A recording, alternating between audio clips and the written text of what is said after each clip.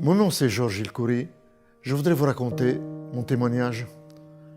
Je suis né d'une famille pauvre au Liban il y a 84 ans. C'est ça. J'ai 84 ans. Et tout ce que je voulais de la vie, je voulais être heureux. Comme chaque personne qui m'écoute. Vous voulez être heureux dans cette vie. Et c'est ce que je voulais, être heureux. Et je pensais que pour être heureux, il faut avoir de l'argent, beaucoup d'argent. Il faut devenir puissant. Et il faut goûter à tous les plaisirs de la vie.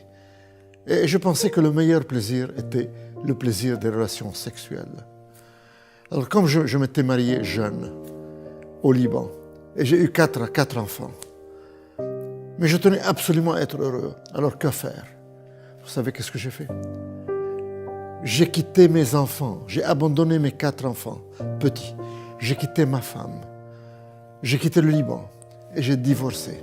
Je suis venu en Europe pour avoir beaucoup d'argent, devenir puissant et goûter à tous les plaisirs de la vie et surtout des relations sexuelles. Et j'ai eu tout ça. J'ai réussi à avoir tout ça. Je suis devenu très riche. J'ai eu beaucoup d'argent. Beaucoup d'argent. Et je suis devenu puissant. J'ai fondé 5 banques dans le monde. 5 banques. Et quant au plaisir des relations sexuelles, j'en ai eu autant que le roi Salomon.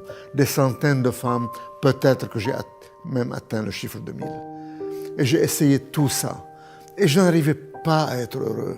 Je ne savais plus quoi faire pour être heureux. Alors, je voulais attirer l'attention encore vers moi. Et j'ai appris à piloter. Et un jour où je pilotais un avion Cessna au-dessus de Paris, j'étais seul dans l'avion et c'est moi le pilote. Soudain, l'avion allait s'écraser. Dans quelques instants, je savais que j'allais mourir. Que pense quelqu'un qui a tout dans la vie, qui a tout, l'argent, la puissance et les plaisirs, quand il va mourir, quand il est sur son lit de mort? Je sais, je l'ai essayé. C'est la peur de découvrir qu'est-ce qu'il y a après la mort, la peur de la mort. Mais l'avion a touché le sol, il s'est écrasé, il était en morceaux. Et je regardais, je n'avais rien. Je suis sorti indemne, juste ce doigt était foulé. Et je pensais que c'était par ma propre puissance que j'ai échappé à la mort. Mais maintenant je réalise qu'il y a quelqu'un qui m'aimait et qui s'appelle Jésus-Christ, Dieu, le Fils de Dieu, qui m'a sauvé d'une mort certaine, parce qu'il a un plan dans ma vie, comme il a un plan dans la vie de chacun de vous. Mais à ce moment-là, il ne m'intéressait pas, et je continuais dans ma vie de débauche et de plaisir et d'argent et de puissance et de sexe. Mais je n'étais pas heureux, je n'arrivais pas à trouver le bonheur avec ces ingrédients. Il y a exactement 20 ans, j'étais encore à Londres, directeur général de 2 banques à Londres et responsable d'une banque aux États-Unis à Houston. Ces 3 banques, je les ai fondées moi-même, de rien. C'est moi le fondateur. En somme, j'ai fondé 5 banques dans le monde. 2 banques à Londres, une banque aux États-Unis, une banque à Bahreïn, dans le Golfe arabe. Et j'ai participé dans la création d'une banque à Genève. Je suis devenu puissant, riche, puissant. J'avais des appartements partout. Mon appartement à Paris était à l'avenue Foch, une des plus belles avenues du monde. Mon appartement aux États-Unis était à New York, au Trump Plaza, un des plus beaux immeubles des États-Unis. Quant à la maison que j'habitais à Londres, un vrai château, a mansion comme disent les Anglais, c'était à Twickenham, à 10 km de Londres. Et j'avais un jardin aussi grand qu'un terrain de football. Le fleuve la Tamise bordait mon jardin. Donc dans mon jardin, je regardais les bateaux passer dans la Tamise et je pouvais ancrer un bateau au bord de mon jardin comme on gare sa voiture dans un garage. Voilà le genre de luxe que je vivais. Pour aller chez ma copine américaine, je prenais l'avion Concorde de Londres à New York. J'allais souvent et quand l'avion atterrissait à l'aéroport John Kennedy de New York, il y aurait un hélicoptère qui m'attendait. Je descendais de l'avion, je prenais l'hélicoptère et l'hélicoptère m'amenait juste devant mon appartement au Trump Plaza à New York. Voilà le luxe dans lequel je vivais. Je vous donne encore un exemple de luxe. Le premier ministre du Royaume-Uni, il s'appelait John Major. Il m'invitait à un banquet annuel de banquiers, pour un dîner pour des banquiers. Et je me rappelle, je recevais l'invitation et je déclinais l'invitation du Premier ministre. Je n'étais pas intéressé par le Premier ministre, je n'étais intéressé que pour moi-même, par mon plaisir, par mon argent, par mon luxe. Tout ça pour être heureux, mais je n'étais pas heureux. Je n'arrivais pas à trouver ce bonheur. Il y a beaucoup d'hommes d'affaires qui nous écoutent et je leur dis, ou des femmes d'affaires, vous savez de quoi je parle, vous avez tout, l'argent, la puissance, les plaisirs, mais vous n'êtes pas heureux. Il y a un vide ici que vous n'arrivez pas à remplir avec la puissance et l'argent et le sexe. Et vous cherchez et vous ne trouvez pas. Moi j'ai trouvé avec quoi je dois remplir ce vide. En somme, ce n'est pas quoi, ce n'est pas quelque chose, c'est quelqu'un. Et son nom est Jésus-Christ. C'est lui seul, quand il vient dans votre vie, il vient et vous comble ce vide et vous donne la joie et la paix et la satisfaction. Quant à moi, à ce moment-là, il ne m'intéressait pas et je cherchais toujours à être heureux par l'argent, par la puissance, par les relations sexuelles. Mais un jour, chers téléspectateurs, j'ai eu un gros problème. J'étais sujet à un chantage terrible. J'étais sujet à un chantage par une femme qui voulait me détruire, qui m'accusait de harcèlement sexuel et qui allait tout dévoiler. Et j'allais tout perdre, ma position, mes rentrées, mes femmes, mes copines, tout était perdu. Ça aurait été un scandale à Londres. J'étais patron de 2 banques à Londres, un homme connu, un grand financier. Et le scandale aurait éclaté le lendemain et j'aurais tout perdu. Et quelqu'un m'a parlé de Jésus-Christ qui peut résoudre mon problème. Et j'ai crié, Jésus-Christ, si vraiment tu es le Fils de Dieu, si vraiment tu es Dieu, résous mon problème ce soir et moi je changerai de vie et j'abandonnerai cette vie de débauche.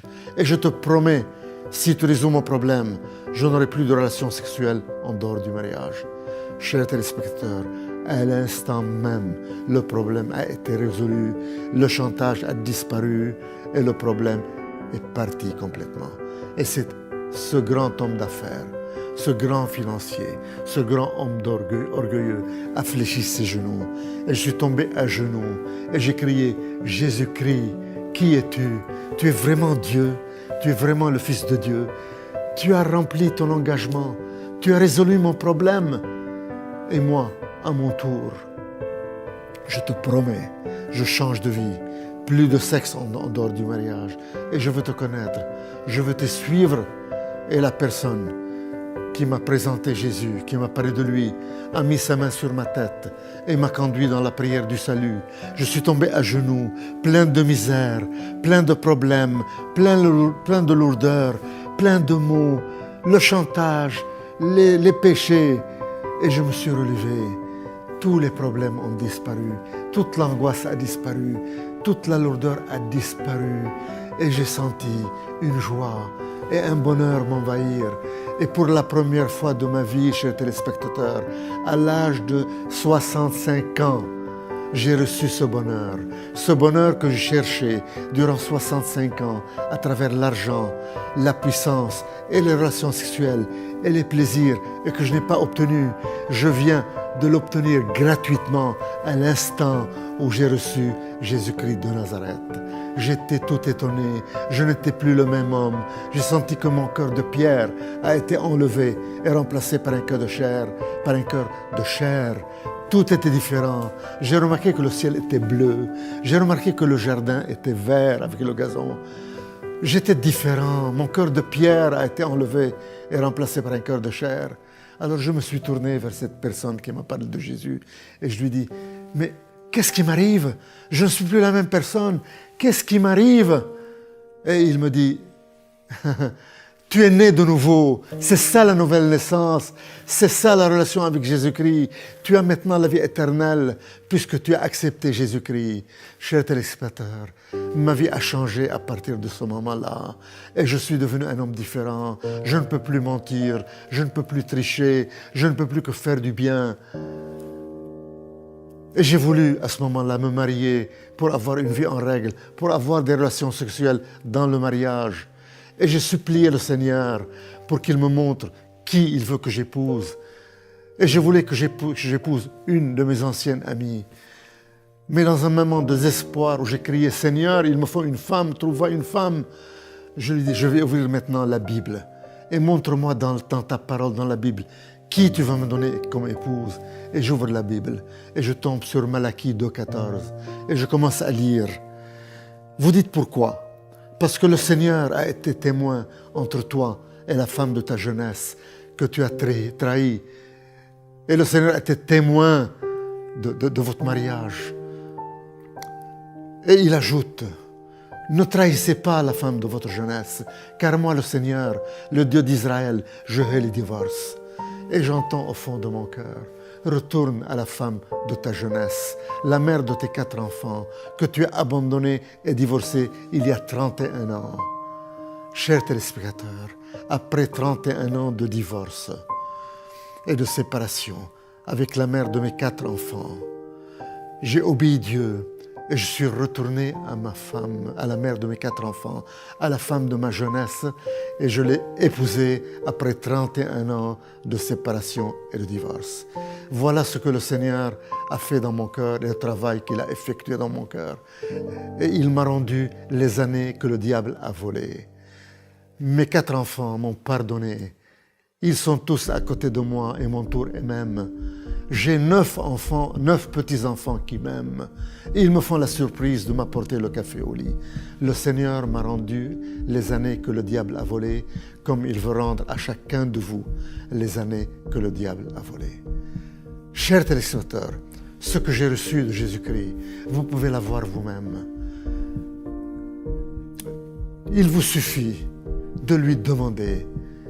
Dites-lui, ouvrez votre cœur et dites-lui, si c'est vrai que tu es puissant, si c'est vrai que tu es Dieu, si c'est vrai que tu es le Fils de Dieu, touche-moi, rends-moi les années que le diable a volées, change ma vie, subviens à mes besoins, montre-toi à moi, donne-moi ce bonheur que je cherche toute ma vie, que je ne trouve pas. Viens dans mon cœur, je te donne ma vie, sois mon Seigneur et mon Sauveur, je vais te servir. Donne-moi la vie éternelle, pardonne mes péchés.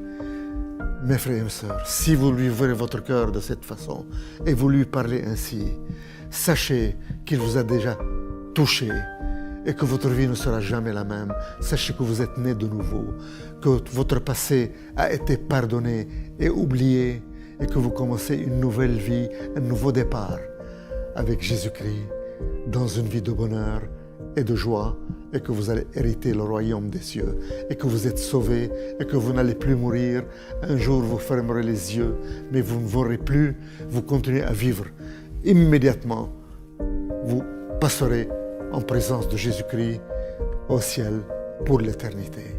Gloire à toi, Seigneur. Seigneur, donne-leur ce que tu m'as donné. Seigneur, enlève le voile qui couvre leur visage. Montre-toi à eux et donne-leur le salut, Seigneur. Qu'ils te découvrent, Seigneur. Qu'ils te servent, Seigneur. Gloire à toi, Seigneur, Roi des rois et Seigneur des seigneurs. Je te donne la gloire d'avoir changé ma vie et de m'avoir rendu les années que le diable a volées, de m'avoir rendu tout ce que le diable m'a volé et de m'avoir donné cette joie et ce bonheur indescriptible. Tu m'as enlevé la peur de la mort, car je sais que je ne mourrai plus, mais que je vivrai, je vis déjà dans l'éternité avec toi, Roi des rois et Seigneur des seigneurs. Amen.